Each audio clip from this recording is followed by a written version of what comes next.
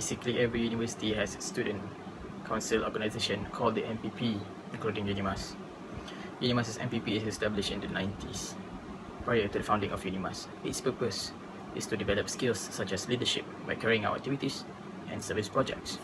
It also contributes to envelop university spirit and community welfare. They are also the voice of the student body. They share the students' ideas, interests, and suggestions, and also concerns. The way the MPP works is a bit similar according to the parliamentary procedures. The election of MPP committees are done by voting method. It is a bit similar to the real political elections based on votes, attending public gatherings. However, the election for MPP committees of UNIMAS is conducted only among the students in the campus. Before going into the program, I will first introduce the task force.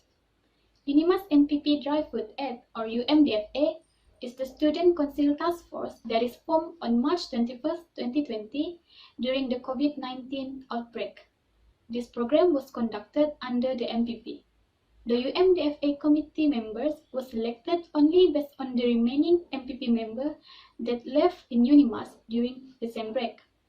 The purpose of this program is to help students during the pandemic time by providing dry food aid throughout their stay in UNIMAS, as students couldn't get out once the movement control order was announced, and they also had limited finances.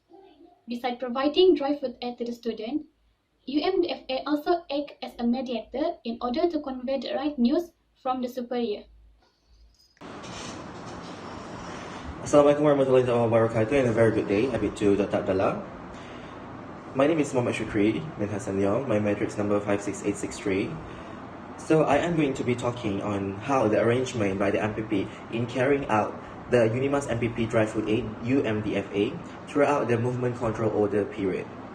So basically, they are in charge or responsible of handling how the arrangement of the workflow throughout this period of this very crucial period of MCO.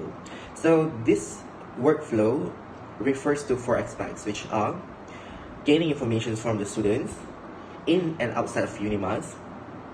Secondly, handling the dry food aid material, which were to be distributed to the students. Thirdly, managing the sponsors in terms of the dry food aid for the students. And lastly, as well as arranging the distribution of dry food aid flow to those students staying in and out of UNIMAS. Of course, during this crucial periods, they are not allowed to simply go out of UNIMAS to any locations that they want to distribute this dry food aid to the students. So they are deciding on 3 zones of location, which have been discussed, and they meet the students to distribute the dry food aid. Of course, during the gaining of information, their main platform was Facebook, WhatsApp, Instagram, as well as the Google form. So that is how this MPP carried out the workflow when they are arranging the distribution of the dry food aid. Thank you. Hello, my name is Muhammad Fikri. I will continue from the previous presenter. MPP UNIMAS established MPP Dry Food Aid. This organization to help the UNIMAS students. The organization serves as a method of providing food assistance to UNIMAS students who are outside and even inside the UNIMAS. MPP provide a Google form immediately so that can take a certain amount of student data that is off campus. The MPP collaborate with Department of Sarawak, Ministry Domestic Trade and Consumer Affairs and related NGO. They are not only provide financial like the money, and also they also provide dry food for distribution.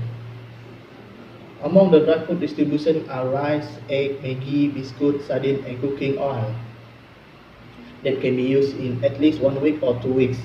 UNIMAS also provide free foods that amounting to 80 ringgit that include breakfast, lunch, and dinner. When the MCO period extend, UNIMAS budget reduce 50 ringgit from at RM3 per day. However, Unimas not provide financial assistance in cash, but it distribute in the form of food. Other than to arrange and giving dry food, the task force are also focusing on safeguarding the welfare and health of Unimas students so that they are not infected with the COVID-19.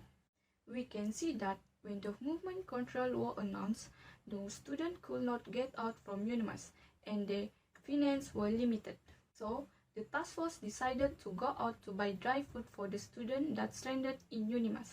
In this way, it can reduce the movement of students to get out from Unimas, so the probability of being infected by the COVID-19 is less. At the end, all of the stranded students were managed to back home safely and under quarantine in containing low number of cases of COVID-19.